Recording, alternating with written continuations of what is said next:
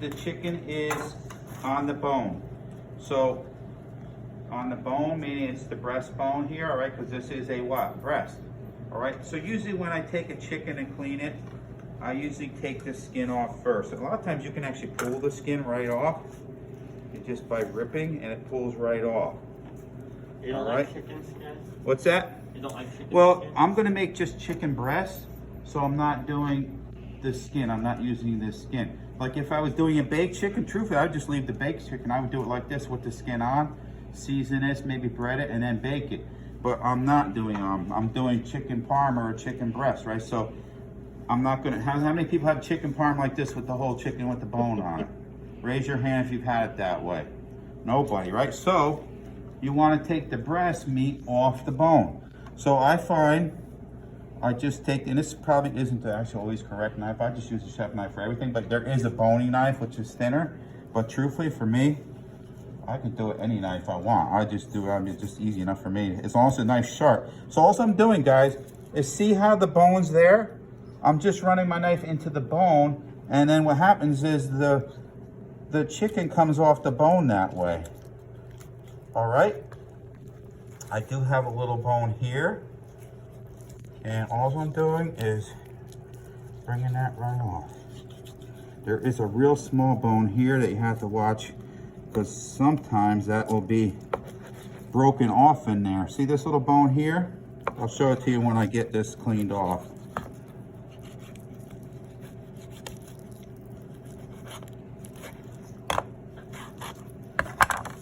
This little bone here sometimes will be a pain because it's so small. Sometimes you get that into this and you won't even see it. All right. So I'm just going to take this chicken. What you could do is if you're making a chicken soup or stock, you could actually use this part. It's still got a little bit of meat on it. You could use that for flavor. All right. I'm not really going to use anymore. It actually is a little bit of meat there I could take off, but I'm just going to deal with the breast. So now I have the breast. This is the little chicken. You never have chicken strips, chicken tenders? That's basically this piece. The only thing is, see, I always run this out of here. See how it has that little piece? I don't like that. I kind of like, it feels like you're chewing on a rubber band.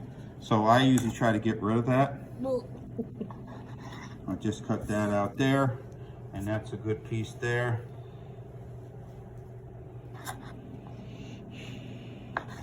You sound like you're gonna throw up.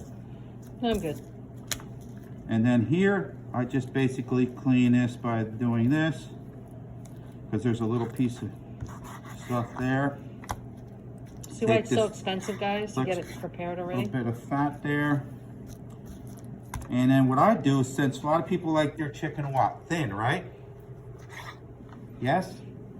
Yeah. My wife doesn't like it thick. She says that's the one thing she hates is having a thick piece of chicken. So what I'm gonna do is I just take this part and I go down. I know it's kind of scary because I'm cutting towards myself, and you guys should never cut towards yourself, but.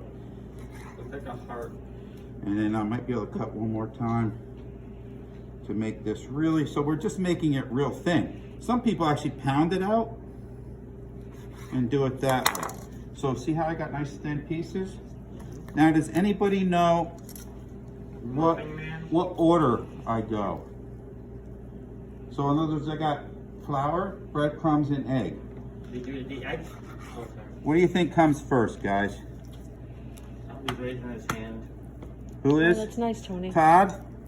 You put the egg, you put the flour, then the breadcrumbs. No. Next.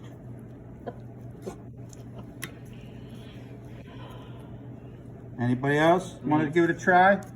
Go ahead. Eggs, breadcrumbs, flour. No. Next. Eggs, flour, breadcrumbs. No. I just said that. But that's usually how people do it. Anybody else? Or do you want me to just show you?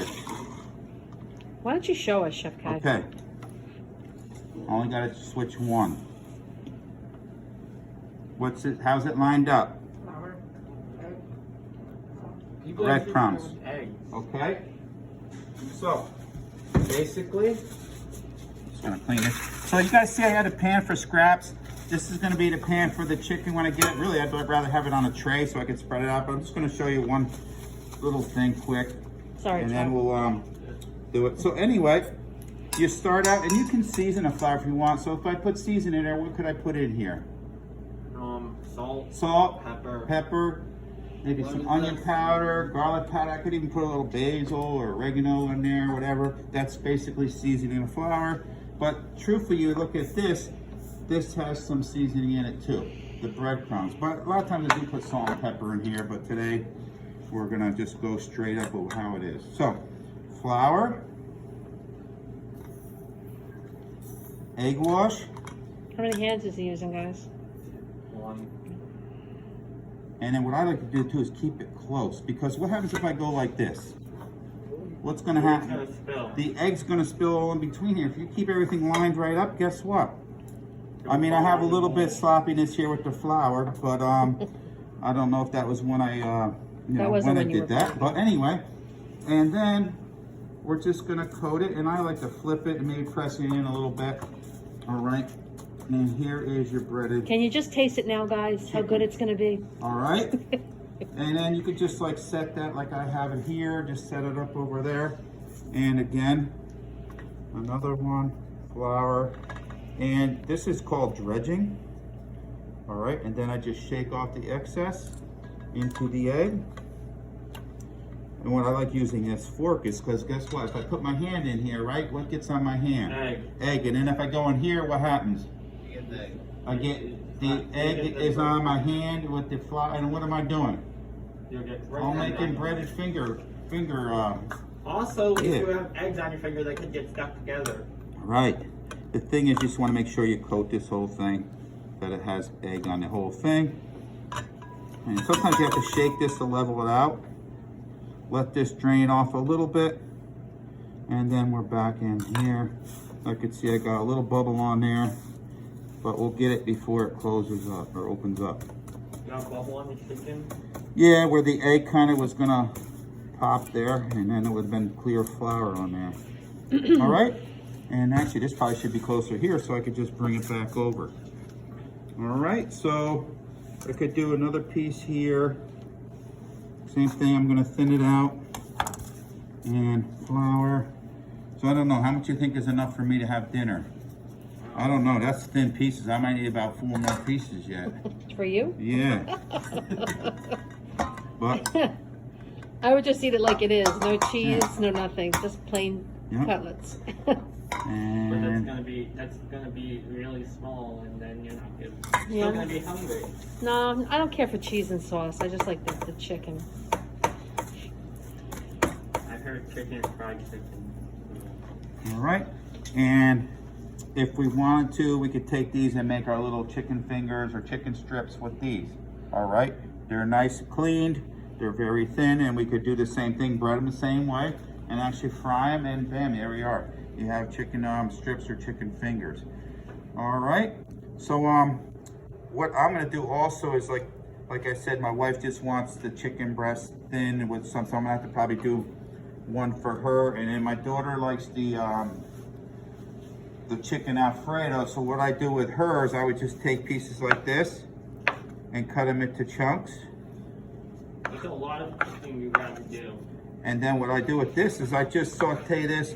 You could flour this also and then put it in a little butter and then brown it off. And then I just make the Alfredo sauce. Truthfully, I cheat. Sometimes I just buy the Alfredo that's made because I'm not always gonna. But do you guys know how to make Alfredo sauce? Just if you had to make it.